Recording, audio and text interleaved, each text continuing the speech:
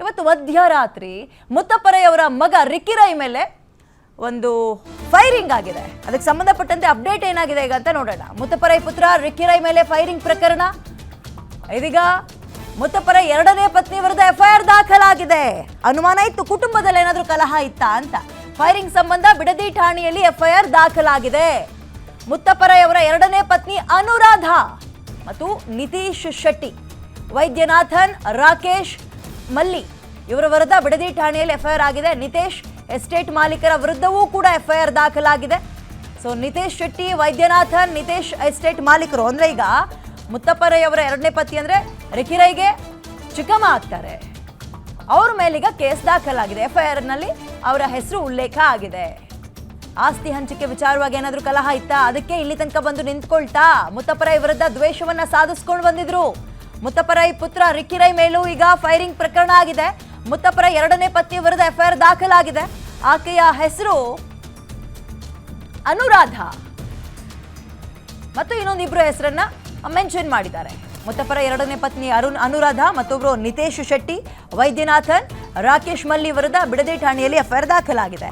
ಈಗ ಅವ್ರನ್ನ ತನಿಖೆಗೆ ಕರೆಸ್ತಾರೆ. ತನಿಖೆ ಕರೆಸಿ ಏನ್ ಡಿಸ್ಪ್ಯೂಟ್ ಆಗ್ತಿತ್ತು ನಿಮ್ಮಗಳ ನಡುವೆ, ನೀವೇನಾ ಈ ಕೇಸ್ಗೂ ನಿಮ್ಗೂ ಏನಾದರೂ ಸಂಬಂಧ ಇದೆಯಾ, ಇದೆಲ್ಲವನ್ನ ಕೂಡ ತನಿಖೆ ಮಾಡ್ತಾರೆ ಪೊಲೀಸರು.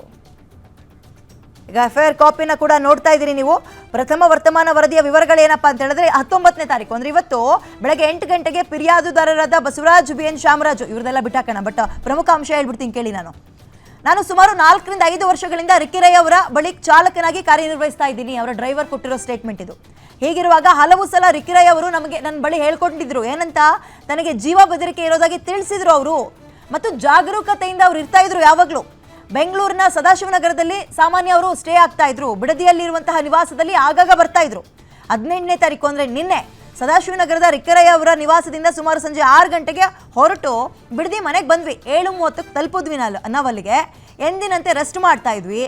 ಸುಮಾರು ಒಂದು 11 ಗಂಟೆಗೆ ರಿಕ್ಕಿ ರೈ ಅವರು ಬೆಂಗಳೂರಿಗೆ ಹೊರಡಬೇಕು ಅಂತ ಬ್ಲ್ಯಾಕ್ ಕಲರ್ ಫಾರ್ಚುನರ್ ಇತ್ತಲ್ಲ, ನಂಬರ್ ಕೂಡ ಮೆನ್ಷನ್ ಮಾಡಿದ್ದಾರೆ, KA 53MC 7128 ಈ ಕಾರ್ನಲ್ಲಿ ಹೊರಟ್ವಿ ನಾವು. ನಾನು, ರಿಕ್ಕಿ ರೈ ರವರು ಮತ್ತು ರಾಜ್ಪಾಲ್ ಎಂಬ ಅಂಗರಕ್ಷಕ ಅಂದ್ರೆ ಬಾಡಿಗಾರ್ಡ್ ಸೆಕ್ಯೂರಿಟಿ 3 ಜನ ಕೂಡ ಬಿಡದಿ ಮನೆಯಿಂದ ಹೊರಟ್ವಿ. ಘಟನೆ ನಡೆದ ಸ್ಥಳದಲ್ಲಿ ಠಪ್ ಅಂತ ಬಹಳ ಜೋರಾಗಿ ಶಬ್ದ ಬಂತು.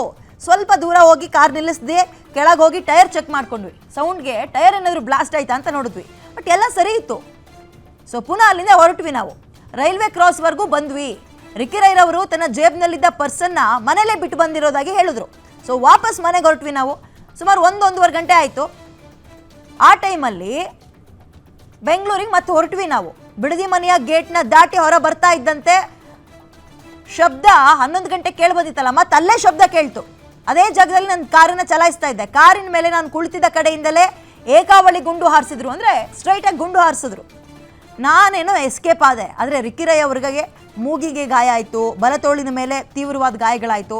ಸದ್ಯ ಪ್ರಾಣಾಪಾಯದಿಂದ ಪಾರಾದರು.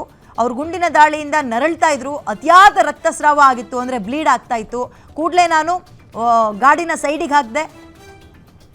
ಹಿಂದೆ ಕುಳಿತಿದ್ದ ರಿಕ್ಕಿ ರೈ ಅವ್ರನ್ನ ಮತ್ತು ನಾನು, ರಾಜ್ಪಾಲ್ ಮೂವರು ಕೂಡ ಅವರ ರಕ್ತ ಆಗ್ತಿತ್ತಲ್ಲ, ಬಾಡಿಯೆಲ್ಲ ಪೂರ್ತಿ ರಕ್ತಮಯ ಆಗ್ಬಿಟ್ಟಿತ್ತು. ಕೂಡಲೇ ನಾನು ನನ್ನ ಶರ್ಟನ್ನು ಬಿಚ್ಚಿ ಮುಖದ ಮೇಲೆ ಒತ್ತಿ ಹಿಡಿದು ರಕ್ತವನ್ನು ನಿಲ್ಲಿಸೋಕೆ ಪ್ರಯತ್ನ ಪಟ್ಟೆ.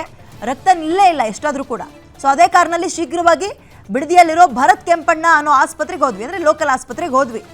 ಡಾಕ್ಟರು ಪರೀಕ್ಷಿಸಿದ್ರು, ಅಂದರೆ ಟೆಸ್ಟ್ ಮಾಡಿದ್ರು, ರಕ್ತ ನಿಲ್ಲಿಸುವ ಪ್ರಯತ್ನ ಪಟ್ಟರು. ಬಟ್ ಪ್ರಥಮ ಚಿಕಿತ್ಸೆಯನ್ನು ಕೊಟ್ಟು ಅಲ್ಲಿಂದ ಹೆಚ್ಚಿನ ಚಿಕಿತ್ಸೆ ಬೇಕು ನಿಮಗೆ ಅಂತ ಬೆಂಗಳೂರಿಗೆ ಕಳಿಸಿದ್ರು. ನಮ್ಮನ್ನ ಆ್ಯಂಬುಲೆನ್ಸ್ ಮುಖಾಂತರ ಬಂದ್ವಿ ನಾವು. ಮಣಿಪಾಲ್ ಆಸ್ಪತ್ರೆಗೆ ಹೋದ್ವಿ. ರಿಕ್ಕಿ ರೈ ಅವ್ರನ್ನ ಘಟನೆಗೆ ಸಂಬಂಧಪಟ್ಟಂತೆ ಏನಾಗಿರ್ಬೋದು ಅಂತ ಕೇಳಲಾಗಿದೆ. ಬಟ್ ಅವರು ತುಂಬ ನೋವಿನಿಂದ ನರಳ್ತಾ ಇದ್ದಾರೆ. ನನಗೆ ಈ ಘಟನೆಗೆ ಸಂಬಂಧಪಟ್ಟಂತೆ ಪ್ರಬಲವಾಗಿ ರಾಕೇಶ್ ಮಲ್ಲಿ ಮತ್ತು ಅನುರಾಧ ಅವರು ಹಾಗೂ ನಿತೇಶ್ ಎಸ್ಟೇಟ್ ಮಾಲೀಕರುಗಳಾದ ನಿತೇಶ್ ಶೆಟ್ಟಿ ಮತ್ತು ವೈದ್ಯನಾಥನ್ ಹಾಗೂ ಅವರ ಅನುಯಾಯಿಗಳ ಮೇಲೆ ಅನುಮಾನ ಇದೆ ಅಂತ ರಿಕ್ಕಿ ರೈ ನನಗೆ ತಿಳಿಸಿದ್ರು ಆ ಸಂದರ್ಭದಲ್ಲಿ. ಓಕೆ, ಅನುಮಾನ ಯಾರ ಮೇಲೆ ಇದೆ ಅಂತ ಹೇಳಿದ್ದಾರೆ. ಅನುರಾಧ ಅಂದರೆ ಅವ್ರ ಚಿಕ್ಕಮ್ಮ. ಮತ್ತು ರಿಕ್ಕಿ ರೈ ಅವರ ತಂದೆ ಮುತ್ತಪ್ಪರೈ ಅವರಿಗೆ ಅವರ ಜೀವಿತ ಕಾಲದಲ್ಲಿ ಹಲವಾರು ವಿರೋಧಿಗಳಿದ್ರು. ಮುತ್ತಪ್ಪರೈರವರ ಮೇಲೆ ಕೊಲೆ ಯತ್ನ ಕೂಡ ನಡೆದಿತ್ತು, ಫೇಲ್ ಆಗಿತ್ತು. ಹಾಗೂ ರಿಕ್ಕಿ ರೈ ಅವರ ತಂದೆಯಾದ ಮುತ್ತಪ್ಪರೈ ಅವರು ಕ್ಯಾನ್ಸರ್ ಕಾಯಿಲೆಯಿಂದ ಮೃತಪಟ್ಟಿದ್ದು. ಅವರ ಕೊನೆ ದಿನಗಳಲ್ಲಿಯೂ ಕೂಡ ಈ ಮೇಲೆ ತಿಳಿಸಿದ ರಾಕೇಶ್ ಮಲ್ಲಿ ಮತ್ತು ಅನುರಾಧ ಇವರುಗಳಿಂದ ಬೆದರಿಕೆ ಬರ್ತಾ ಇತ್ತು. ಹಾಗೂ ಮಾನಸಿಕವಾಗಿಯೂ ಕೂಡ ಕಿರುಕುಳ ಕೊಡ್ತಾ ಇದ್ರು ಅಂತ ರಿಕ್ಕಿ ರೈ ನನಗೆ ಆವಾಗ ಹೇಳ್ತಾ ಇದ್ರು. ಮತ್ತು ಮುತ್ತಪ್ಪ ತನ್ನ ಮಕ್ಕಳಿಗೆ ಸದಾ ಎಚ್ಚರಿಕೆಯಿಂದ ಇರಬೇಕು ನೀವು ಅಂತ ಹೇಳ್ತಾ ಇದ್ರಂತೆ. ರಿಕ್ಕಿ ರೈ ರವರು ಈಗಾಗಲೇ ವಿವಾಹವಾಗಿದ್ದಾರೆ. ಹೆಂಡತಿ ಮತ್ತು ಮಗು ಇಬ್ಬರು ಅಬ್ರಾಡಲ್ಲಿದ್ದಾರೆ, ಅಂದರೆ ಹೊರ ದೇಶದಲ್ಲಿದ್ದಾರೆ. ಇವರು ಆಗಾಗ ಹೋಗಿ ಬರ್ತಾ ಇರ್ತಾರೆ ಮತ್ತು ಬೆಂಗಳೂರಿನಲ್ಲಿ ಹಾಗೂ ಬಿಡದಿಯಲ್ಲಿ ವಾಸ ಇರ್ತಾರೆ.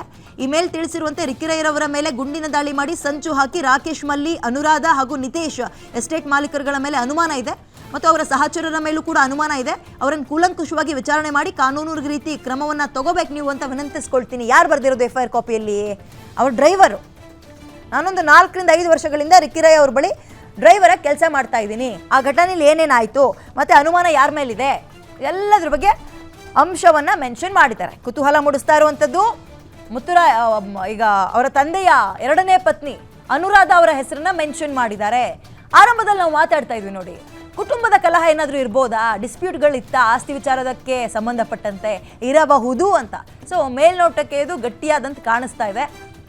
ವಾಸನೆಗಳು ಅದೇ ರೀತಿಯಾಗಿ ಬರೋಕೆ ಆರಂಭಿಸಿದೆ. ಪೊಲೀಸರು ತನಿಖೆ ಮಾಡಲಿ, FIR ಅನ್ನು ತಗೊಂಡಿದ್ದಾರೆ. ಸೊ ಈಗ ಅವರು ಯಾರ್ಯಾರ್ದೆಲ್ಲ ಹೆಸರುಗಳು ಮೆನ್ಷನ್ ಆಗಿದೆ ಅವರೆಲ್ಲರೂ ಸ್ಟೇಷನ್ಗೆ ಕರೆಸ್ತಾರೆ, ವಿಚಾರಣೆಯನ್ನು ಆರಂಭ ಮಾಡ್ತಾರೆ. ಮಾಡಲಿ. ಆನಂತರ ಯಾಕೆ, ಏನು ಕಾರಣ, ಅಥವಾ ರಿಯಲ್ ಎಸ್ಟೇಟಿಗೆ ಸಂಬಂಧಪಟ್ಟಂತೆಯಾ, ವ್ಯವಹಾರದಲ್ಲಿ ಏನಾದರೂ ಡಿಸ್ಪ್ಯೂಟ್ ಇತ್ತಾ ಅಥವಾ ಫ್ಯಾಮಿಲಿ ಡಿಸ್ಪ್ಯೂಟ, ಇವೆಲ್ಲವೂ ಗೊತ್ತಾಗ್ತಾ ಹೋಗುತ್ತೆ. ಮೇಲ್ನೋಟಕ್ಕೆ ಇದು ಕುಟುಂಬಕ್ಕೆ ಸಂಬಂಧಪಟ್ಟಂತೆ ಕಲಹ ಅಂತ ಹೇಳಲಾಗ್ತಾ ಇದೆ. ಈಗ A1 ಆರೋಪಿ, A2 ಆರೋಪಿ, A3, A4 ಈ ರೀತಿಯಾಗಿ ನೋಡ್ತಾ ಹೋಗೋಣ. A4 ಆರೋಪಿ ವೈದ್ಯನಾಥನ್, ಇವ್ರ ಮೇಲೂ ಕೂಡ ಈಗ ಅನುಮಾನ ಇದೆ. FIRನಲ್ಲಿ ಇವರ ಹೆಸರು ಕೂಡ ಮೆನ್ಷನ್ ಆಗಿದೆ. ಕಾರ್ ಡ್ರೈವರ್ ಹೆಸರನ್ನ ಮೆನ್ಷನ್ ಮಾಡಿದ್ದಾರೆ. ಯಾವ ಆಧಾರದ ಮೇಲೆ ಅಂದರೆ, ರಿಕ್ಕಿ ರೈ ನನ್ನ ಬಳಿ ಕೆಲವೊಂದು ಪರ್ಸನಲ್ಸ್ನ ಮಾತಾಡ್ತಾ ಇದ್ರು. ಫ್ಯಾಮಿಲಿ ಹಿಂಗಿದೆ ಮತ್ತು ನಂಗೆ ಜೀವ ಬೆದರಿಕೆ ಇದೆ ಅಂತೆಲ್ಲ ಹೇಳ್ತಾ ಇದ್ರು. ಆ ಬೆನ್ನಲ್ಲೇ ನಮಗೆ ಇಂಥವ್ರ ಮೇಲೆ ಅನುಮಾನ ಇದೆ, ತಗೊಳ್ಳಿ ಅಂತ FIRನಲ್ಲಿ ಹೆಸರನ್ನ ಮೆನ್ಷನ್ ಮಾಡಿದ್ದಾರೆ. ರಾಕೇಶ್ ಮಲ್ಲಿ A1, A2, A3, A4 ಈ ರೀತಿಯಾಗಿ ನೋಡ್ತಾ ಹೋಗೋದಾದ್ರೆ ರಾಕೇಶ್ ಮಲ್ಲಿ ಮೇಲೂ ಕೂಡ ಈಗ ಆರೋಪ ಕೇಳಿ ಬಂದಿದೆ. ಇವರು ಅವರ ಕುಟುಂಬಸ್ಥರೇ, ತೀರಾ ಹತ್ಯಾಪ್ತರು. ಇದೀಗ ಅನುರಾಧ ಅವರ ಚಿಕ್ಕಮ್ಮ, ಅವ್ರ ಮೇಲೂ ಕೂಡ ಈಗ FIR ಕಾಪಿ ಅಂದರೆ ಕಾಪಿಯಲ್ಲಿ ಅವ್ರ ಹೆಸರು ಮೆನ್ಷನ್ ಆಗಿದೆ. ಪೊಲೀಸರು ಇವರೆಲ್ಲರೂ ಕೂಡ ತನಿಖೆಗೆ ಒಳಪಡಿಸ್ತಾರೆ. ತನಿಖೆಯ ನಂತರ ಏನು ಎತ್ತ ಯಾಕಾಯಿತು, ನೀವೇ ಮಾಡಿದ್ದ, ಹೌದು ಅನ್ನೋದಾದರೆ ಹೇಗೆ ಪ್ಲ್ಯಾನ್ ಮಾಡಿದ್ರಿ, ಅಥವಾ ಅಲ್ಲ ಅನ್ನೋದಾದರೆ ಇನ್ನೊಂದು ರೀತಿಯ ಆ್ಯಂಗಲ್ನ ಅಂದರೆ ಟ್ವಿಸ್ಟ್ ಪಡೆದುಕೊಳ್ಳುತ್ತೆ. ಇದು ಕಾದು ನೋಡೋಣ. ಸದ್ಯಕ್ಕೆ ರಾಕೇಶ್ ಮಲ್ಲಿ ಮತ್ತು ಅನುರಾಧ ಹೀಗೆ ಒಂದು 3 ರಿಂದ 4 ಜನರ ಹೆಸರುಗಳನ್ನು ಮೆನ್ಷನ್ ಮಾಡಿದ್ದಾರೆ.